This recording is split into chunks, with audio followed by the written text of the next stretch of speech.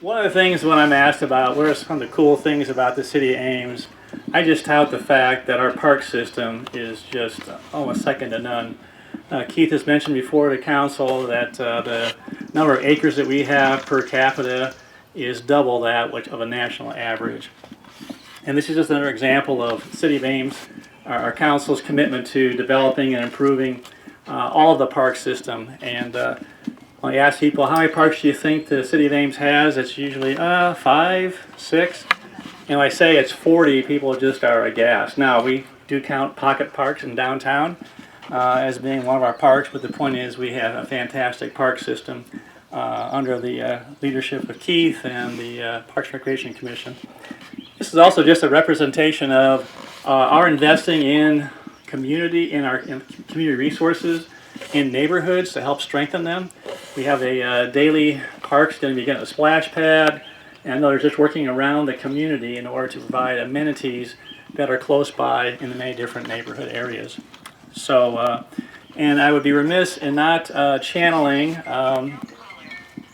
our former Parks and Recreation Commission chairperson, who would always say something I should be saying, so not I'm going to be saying is, being on the Parks and Recreation Commission is an opportunity to volunteer, and we have about 18 or 19 boards and commissions that people can serve on. And so if you're interested in getting involved in a board or commission, we're always taking applications, and sometimes there are openings that do occur. So if you want to be part of things that are going on in the community, I invite you to do so. So with that, I'm going to turn this over to Nathan Shimanek. I'm sorry, Nathan. That's okay. Take it right? Yeah. Close? Close. All right. And he is the Parks and Recreation Commission chairperson. Nathan? Thank you. Welcome, I'm Nathan Shimanek. I'm one of your Parks and Rec Board Commissioners. With me today, Dwayne Reeves, and we have Jeff Isles and Deborah Tapp. We are happy to be here. One of our charges as commission members is to seek out new amenities. That way we can get the most diverse population possible to come out here and enjoy what we have to offer. Programs, facilities, all these things come out. We look at the CIP for the next couple of years, decide how we can change, add different things, and this park is really special to me. I brought my kids growing up, our neighborhood park was Country Gables. And we'd ride our bicycles down there, and I was the dad that's doing pull-ups on the monkey bars and box jumps on the platforms and dips on the handrails. And so this is really exciting. This is like an adult playground for me. This agility course is going to be a blast, and I hope that we have a new set of people that could come out here and really, really enjoy this. So, you know, as we look towards the future, hopefully we can come up with new facilities seek out those diverse, populations and get people outside and enjoy our parks and rec systems. Oh yeah. So up next is Keith Abraham. Thank you.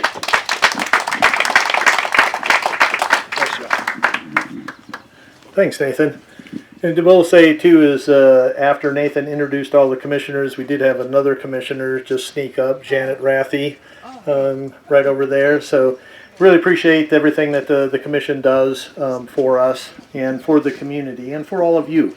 So one thing that I just wanted to touch base on is at times, we get, I don't want to say competing interests, but different viewpoints in regards to what we should do with park space. And one of the things with our parks is we always consider them to be very transient in nature. They may be open space at one time. They may have an amenity in it. They may go back to open space. Those amenities may change. And really why we do that is based on the feedback that we get from the community. And we look at what are the needs within the community. So, for example, you've already heard this area has gone from carpool for a long, long time to green space to now an agility course. And when we did this, when we got the idea, we started having meetings with the neighborhood and the community and got their feedback. And we do that with a good many of our projects because it's really important that the end product not only meets the needs, but also blends in and addresses some of the neighbors' concerns. So some of the things that we heard from the neighbors in regards to this project was initially there was no path. That path that came back from there, it kind of went to the curb, and it didn't connect with the sidewalk over here. That was one of the things that the neighbors said, hey, why don't you make that connection? Why don't you also get rid of that crossing kind of mid-block and have the crossing here at the corner? The other thing initially when we put out the plans is we actually had these two things reversed. We had the agility course closer to the road with the shelter closer to the river. And that was another thing that the neighbors said, well, why don't you flip-flop those so the agility course is a little further away from the view, and also it helps with other things. So the point is through these processes, we listen to what the neighbors say, and we try to incorporate as much as we can their ideas into the final project. So lastly, what I want to do is I just want to give some thanks, and first off, thank everybody that did provide input, for this project, and I also want to thank City Council. City Council is very supportive.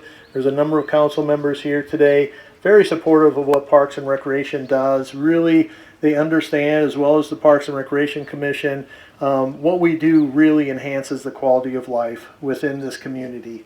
Through just our open spaces, all of our parks, the variety, the diversity that Nathan talked about, they are also very supportive, and they also, if they didn't provide the funding for these projects, we wouldn't be able to do them. So thank you to the mayor and city council.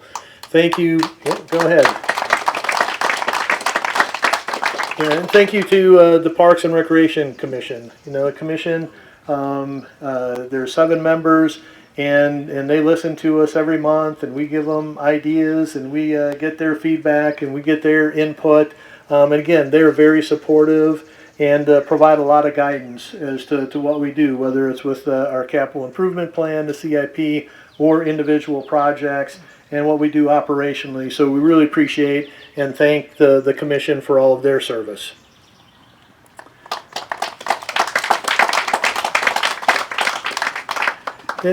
And lastly, also want to say thanks to staff, a number of staff involved in this project, whether it was leading project management or not only our Parks and Recreation maintenance staff, but public works staff.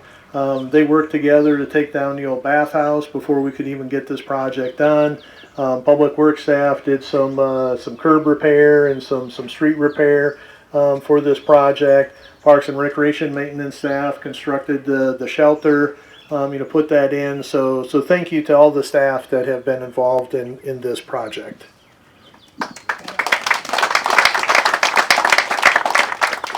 So with that said, I will ask the mayor to come back up, and all the commission and council members come on up for ribbon cutting. And then afterwards, when we're done, do we have any volunteers to actually go through the course? And right here.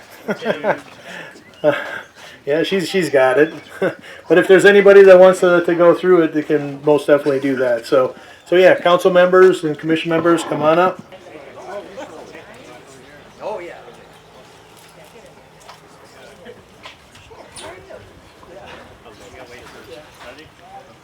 Ready? 1, 2,